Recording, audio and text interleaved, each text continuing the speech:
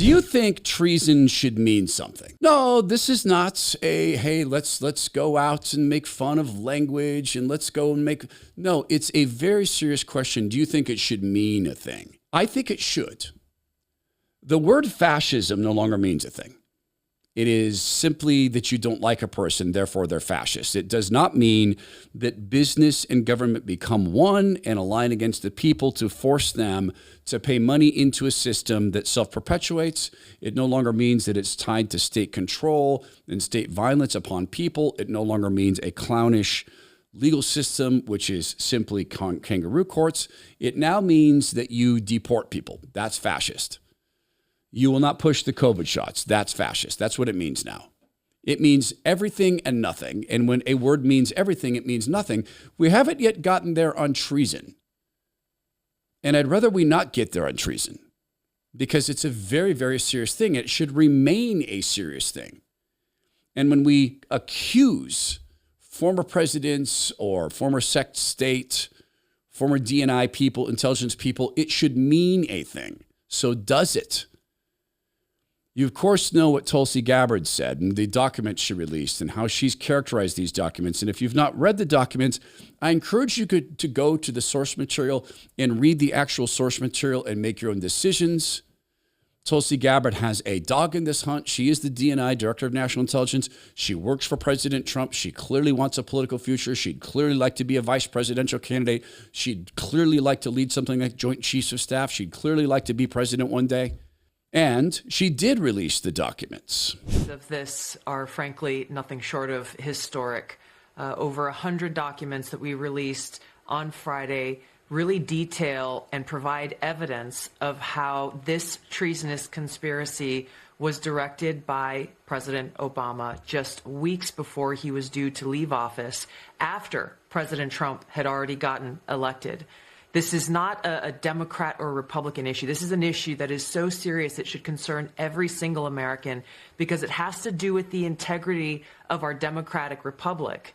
What we saw occur here, as the documents we released detailed, was that we had a sitting president of the United States and his cabinet and leadership team, quite frankly, who were not happy with the fact that President Trump had won the election, that the American people had chosen Donald J. Trump to be the next president, commander-in-chief of the United States.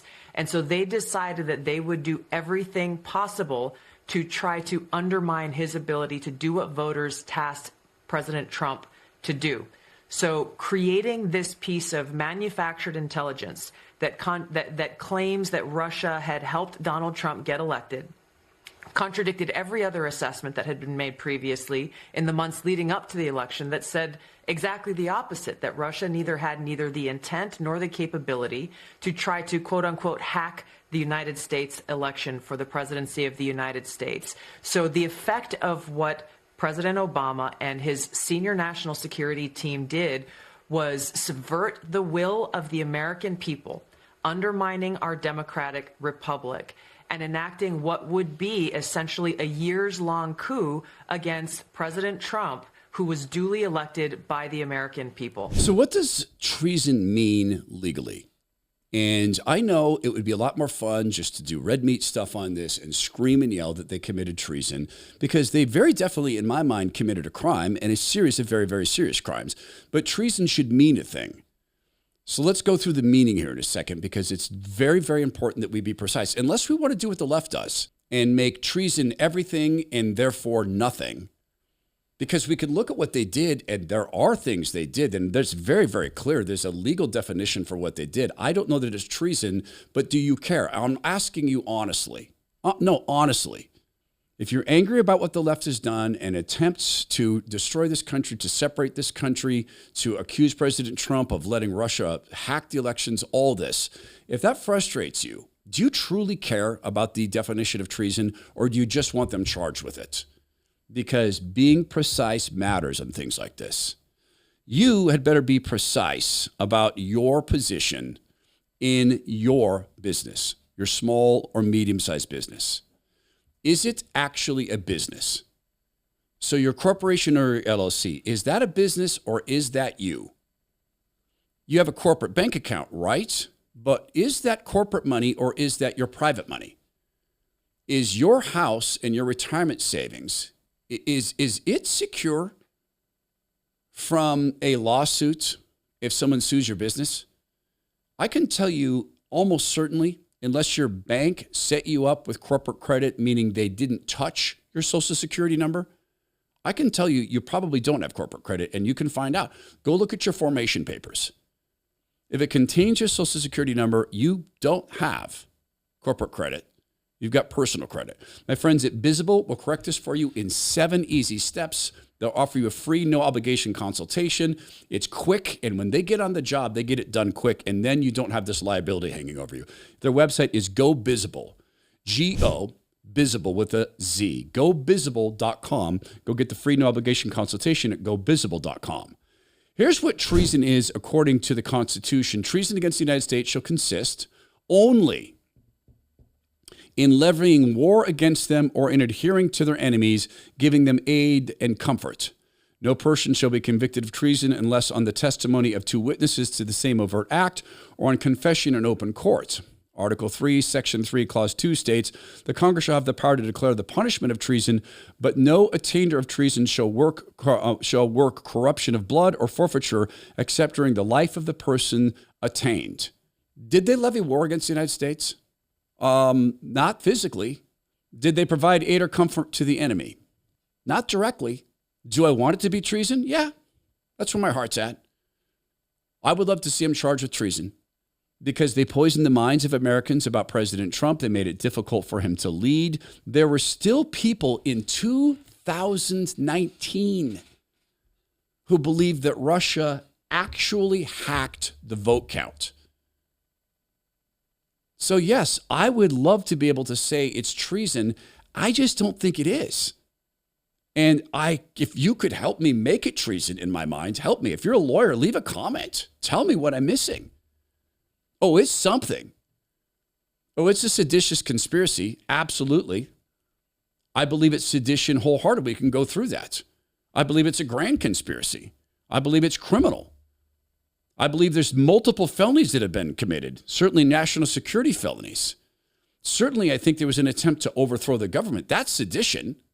And sedition is pretty easily explained as well. In legal terms, sedition is the act of inciting rebellion against a government, often through speech or writing. It's a criminal offense that involves attempting to disrupt the established order and authority of the state. While it can be prosecuted, it's rarely charged in the U.S. due to the strong protections of free speech and the availability of other charges like treason or espionage for more direct threats to national security. They did attempt a rebellion. They did attempt to disrupt the established order and the authority of state by trying to make it seem that President Trump took direct orders from Russia and that the election was hacked. The vote count was hacked. And I know that similar charges have been made against President Trump by saying the election was rigged and stolen. I know that. Do we have evidence that President Trump from the Oval Office used these concerns, manufactured, it seems, about Russia to start spying on people? That's espionage. Using the power of the state to spy on your presidential enemies or opponents. That's espionage. And the spying didn't just contain itself to Team Trump. There were other government agencies on which they spied. Barack Obama was part of this. And 8 days after Obama received a report that Russia had no effect on the outcome of the election and that Russian interference was negligible at best, Obama very carefully began a speech and a series of speeches, and watch the art. I'm going to let all the political pundits in this town have a long discussion about what happened in the election. Now, it was a fascinating election, so I'm sure there are going to be a lot of books written about it. We will provide evidence that we can safely provide that does not compromise sources and methods. But I'll be honest with you, when you're talking about cybersecurity, a lot of it is classified and we're not going to provide it because the way we catch folks is by knowing certain things about them that they may not want us to know. And if we're going to monitor this stuff effectively going forward, We don't want them to know that we know. December 16, 2016, Mazemore on Twitter found this stuff and laid this out for us. Obama started to lay out the web. So this is one of those situations where unless the American people genuinely think that the professionals in the CIA, the FBI, our entire intelligence infrastructure, many of whom, by the way, served in previous administrations and who are Republicans, are less trustworthy than the Russians, then people should pay attention to what our intelligence agencies say. And here's what they said. Hunter Biden laptop story had all the hallmarks of Russian propaganda. Here's what they said. There's this video. President Trump urinating on a bed with so-called sex workers in Russia. Here's what they said. Direct banking link between Trump and the Kremlin. Incidentally, there's reason to believe that Hillary Clinton's tech team tried to establish such a link. Here's what they said. After they issued a report saying that Russia had no material effect on this, and Obama said, I'd like to see a different conclusion, they went and created a different conclusion. That's what they said. They all signed a document. Not all, but about 50 of them signed a document. If they want to be trustworthy, they should be trustworthy. If you want to be trusted, be trustworthy. Obama continued to talk about partisan politics. As you know, he was the first nonpartisan president. What I worry about more than anything is the degree to which, because of the fierceness of the partisan battle, you've started to see certain folks in the Republican Party and Republican voters suddenly finding a government and individuals who stand contrary to everything that we stand for as being okay because that's how much we dislike Democrats. This is a man who invited Hamas into the White House. That is a man who stopped our intelligence services from arresting Taliban members for smuggling drugs over, across, through, and under our southern border in concert with Mexico-based narco-terrorists, as detailed in the Politico's Project Cassandra reports. That is a man who illegally gave pallets of cash to Iran. He did that in contravention to an order he had to reaffirm twice during his presidency. He had to reaffirm that he would not have financial dealings with Iran. And they took that to mean banking dealings, which is why the money was delivered in pallets of cash. Yes, he's deeply concerned about partisan politics. This was born out of the Oval Office. It was directed by him. It had a material effect on the election. It had a material effect on President Trump's ability to govern. It cost the nation millions of dollars. And to this moment, it traumatizes people. To this moment, they're going back to that well. It put people in prison. It opened up the floodgates to go after President Trump with lawfare of all sorts, which is going after now our nation. And Obama then talked about President Trump himself, or at this point, this is December 16, 2016, President-elect Trump. Do the tweets and do the statements by Donald Trump embolden Russia?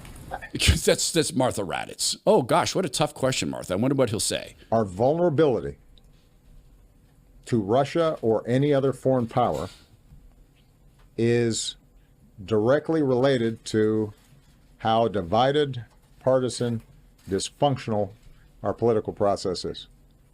Pick a target, isolate it, cut it off from its support base. That is a man who grew up under Saul Alinsky as a politician. That is a man who launched his career as a politician in the home of an unrepentant domestic terrorist named Bill Ayers. That is a man who, once he launched that political career, practiced the Alinsky rules all in. That is a man who taught Alinsky methodologies for how to tear apart a democratic society. That is a man who presented himself as a simple man, simply there to bring racial harmony to the nation. Once he entered the Oval Office, he began doing everything he could to divide us racially. After his term began, race relations in this country worsened. Treason should mean something. I don't think what they did rises to treason. Seditious conspiracy, absolutely. Fraud against the United States, felonies, national security felonies. Go convict them of the things they did and do it well, so that charges cannot be questioned.